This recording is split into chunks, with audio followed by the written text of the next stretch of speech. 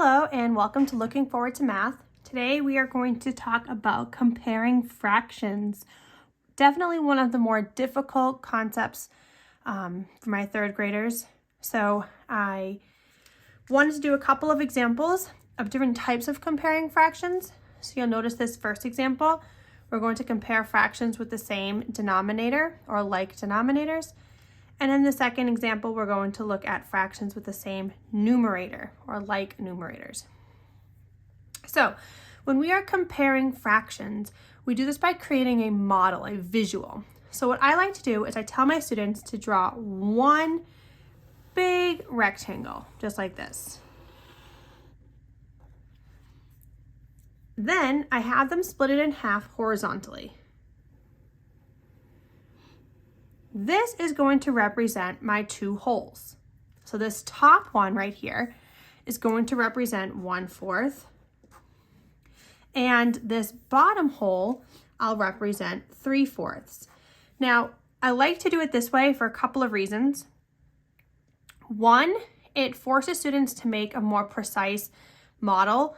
When we're comparing fractions, we know that the wholes, when we're comparing, have to be the same size. You can't compare two fractions if they have different size wholes.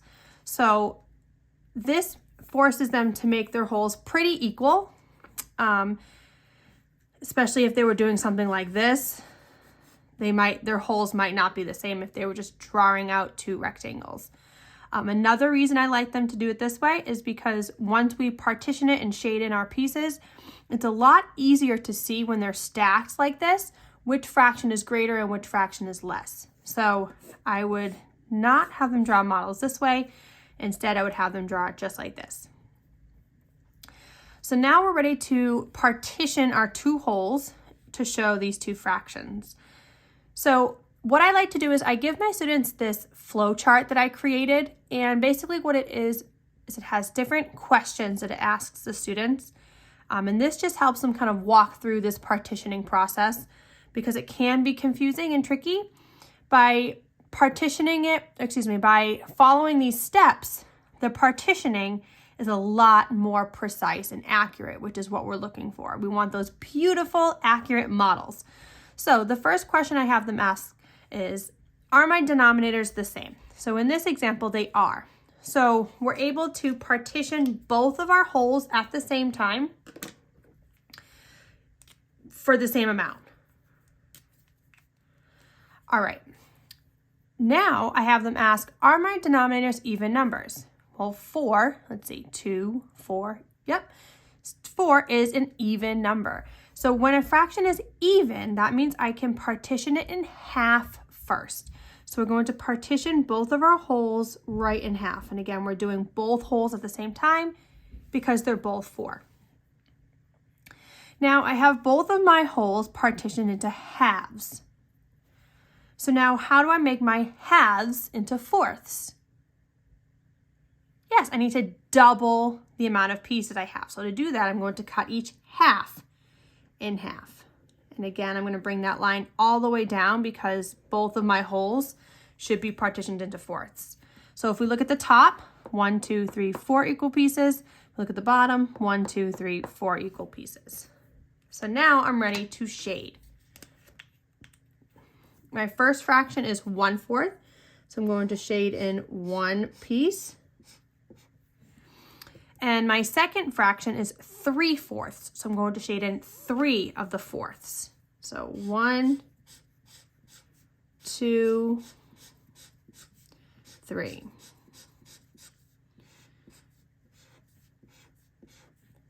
So we can clearly see by my accurate model here that 3/4 has more shaded, right? More pieces are shaded to complete that whole versus the 1/4 only has one piece. So over here, we can say 1/4 is less than 3/4.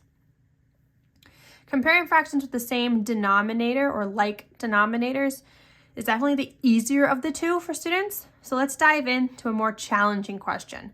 So how does it look a little different when we're comparing fractions with like numerators?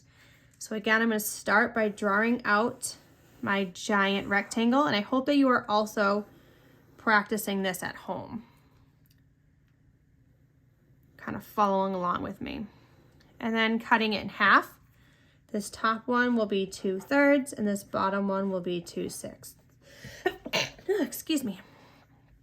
Okay, so again, first question that we're looking at that flow chart.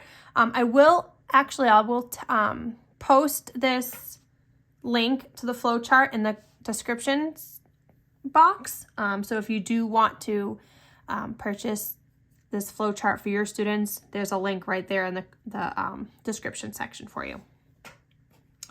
Okay, so the first question I'm thinking about is, are my denominators the same? 3, 6.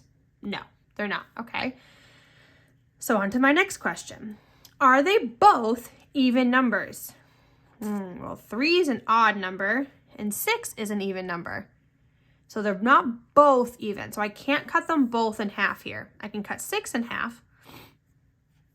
But let's go to the next one. See if the last question helps us at all. Are the denominators multiples of each other? So this one is a little different than the first because our denominators were the same. We didn't have to go this far.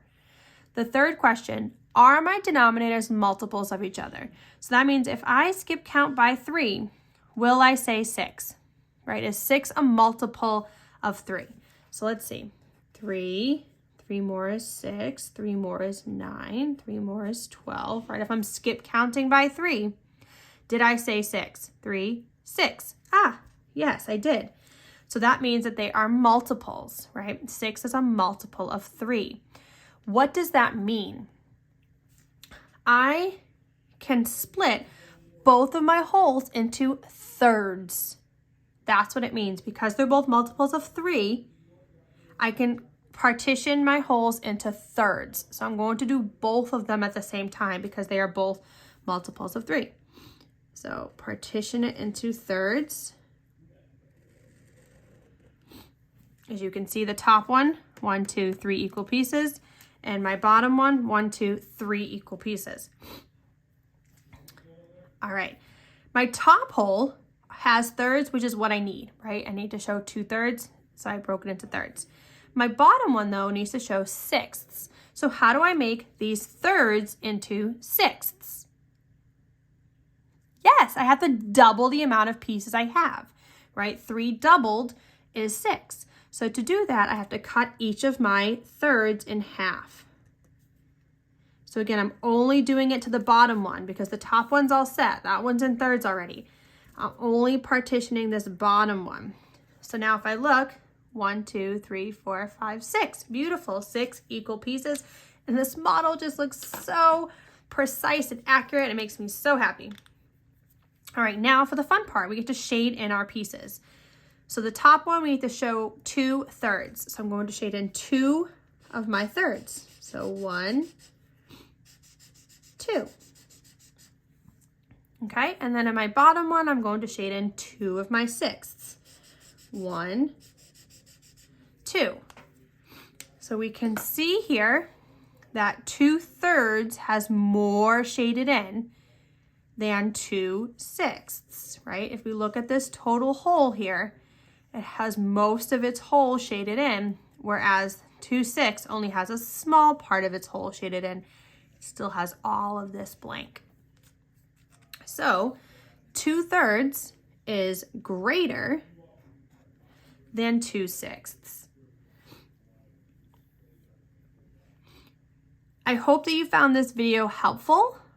If you did, please like the video and don't forget to subscribe so you can check out some more of my math videos, help you become a stronger math student, and have a better understanding about math.